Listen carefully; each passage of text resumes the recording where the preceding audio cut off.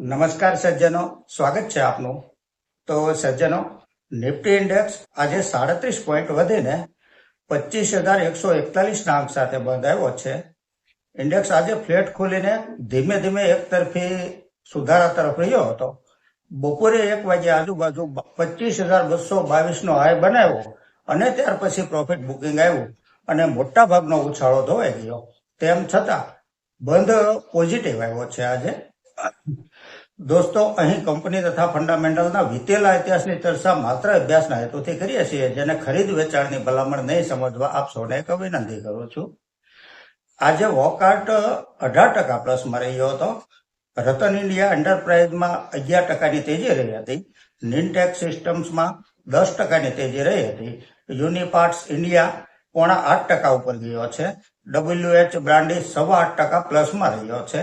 સર્વેશ્વર ફૂડમાં 5%ની તેજી રહી હતી. હાઈટેક પાઇપ્સમાં 4.5%ની તેજી રહી હતી. આજે ઓઇલ એન્ડ ગેસ ઇન્ડેક્સમાં 1.5%ની તેજી રહી છે. નિફ્ટી આઈટીમાં 1.30%ની તેજી રહી છે. નિફ્ટી ઇન્ડિયા ડિફેન્સ 2% ડાઉન ગયો છે.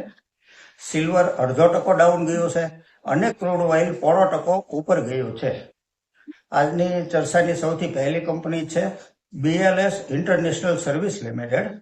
વીતેલા 9 વર્ષમાં 1636%નું રિટર્ન આપ્યું છે આ કંપનીએ. વિઝા આવેદન આઉટસોર્સિંગમાં સૌથી મોટી વૈશ્વિક કંપની છે. ફંડામેન્ટલને જો આંકડામાં સમજીએ તો જે સેલ્સ માર્ચ 24 ક્વાર્ટરમાં 448 કરોડ હતું તે વધીને 693 કરોડ થયું છે. નેટ પ્રોફિટ 85 કરોડથી વધી 145 કરોડ થયો છે. Year to year net profit જોઈએ તો 50 કરોડ, ત્યાંથી 111 કરોડ, ત્યાંથી 204 કરોડ, 324 કરોડ થઈ અને 540 કરોડ થયો છે.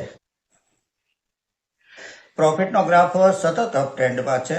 છેલ્લા 3 વર્ષનો કમ્પાઉન્ડિંગ પ્રોફિટ ગ્રોથ 66% છે.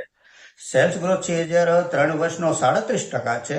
સ્ટોક પ્રાઇસ CAGR 3 વર્ષનો 58% છે. 5 વર્ષનો 103% છે. ઓપરેટિંગ પ્રોફિટ માર્જિન 25% છે. બેલેન્સ શીટ જોઈએ તો બોરોવિંગ 359 કરોડ છે, તો રિઝર્વ કંપની પાસે 1690 કરોડ છે. માર્કેટ કેપ 15,597 કરોડની છે.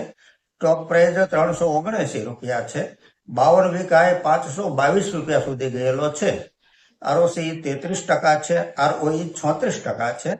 શેર હોલ્ડિંગ પેટર્ન જોઈએ તો પ્રમોટર હોલ્ડિંગ 70.38% છે. FII 9.94% છે. DII 2.26% છે અને પબ્લિકનું હોલ્ડિંગ 17.38% છે. આ એક કન્સિસ્ટન્ટ પ્રોફિટેબલ કંપની છે. ફંડામેન્ટલ સારું છે આ કંપનીનું. આ કંપનીનો અભ્યાસ આપ અવશ્ય કરશો. આગળની કંપની છે SBFC ફાઇનાન્સ લિમિટેડ. આ એક નોન બેન્કિંગ ફાઇનાન્સ કંપની છે. ફંડામેન્ટલ જોઈએ તો જે રેવન્યુ માર્ચ 24 ક્વાર્ટરમાં 279 કરોડ હતું તે વધીને 361 કરોડ થયું છે. નેટ પ્રોફિટ 73 કરોડથી વધી 94 કરોડ થયો છે. Year to year net profit જોઈએ તો 65 કરોડ, ત્યાંથી 150 કરોડ, 237 કરોડ થઈ અને 345 કરોડ થયો છે. છેલ્લા 3 વર્ષનો કમ્પાઉન્ડિંગ પ્રોફિટ ગ્રોથ 75% છે. સેલ્સ ગ્રોથ CAGR 3 વર્ષનો 35% છે. ROCE 11% છે. ROE 11.60% છે. ફેસ વેલ્યુ 10 રૂપિયા છે. શેર હોલ્ડિંગ પેટર્ન જોઈએ તો પ્રમોટર હોલ્ડિંગ 53.33% છે. FII 6.53% છે, જે 3 મહિના પહેલા 4.92% હતું. DII નું હોલ્ડિંગ 17.67% છે અને પબ્લિકનું હોલ્ડિંગ 22.39% છે. આ એક અભ્યાસ કરવા જેવી પ્રોફિટેબલ કંપની છે. આગળની કંપની છે KPIT ટેકનોલોજી. કંપનીએ વીતેલા 6 વર્ષમાં 1170%નું રિટર્ન શેર હોલ્ડરોને આપ્યું છે. ફંડામેન્ટલને જો આંકડામાં સમજીએ તો જે સેલ્સ માર્ચ 24 ક્વાર્ટરમાં 1318 કરોડ હતું તે ત્યાંથી વધી 1528 કરોડ થયું છે. નેટ પ્રોફિટ 166 કરોડથી વધી 245 કરોડ થયો છે. Year to year net profit જોઈએ તો 147 કરોડ, ત્યાંથી 276 કરોડ, 387 કરોડ, 599 કરોડ થઈ અને 840 કરોડ થયો છે.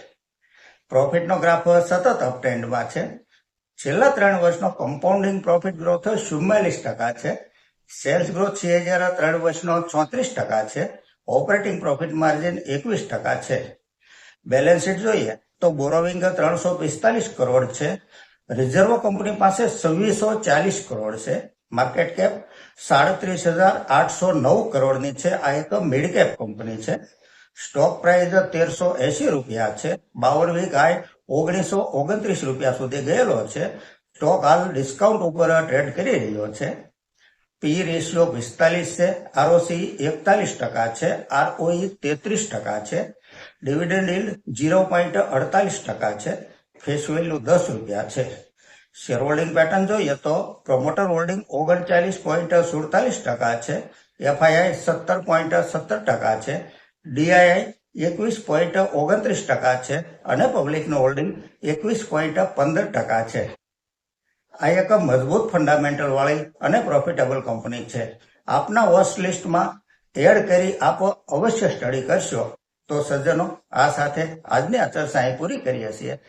જો આપને ચર્ચા પસંદ આવી હોય તો લાઈક અને સબસ્ક્રાઇબ કરવા વિનંતી કરું છું. નમસ્કાર.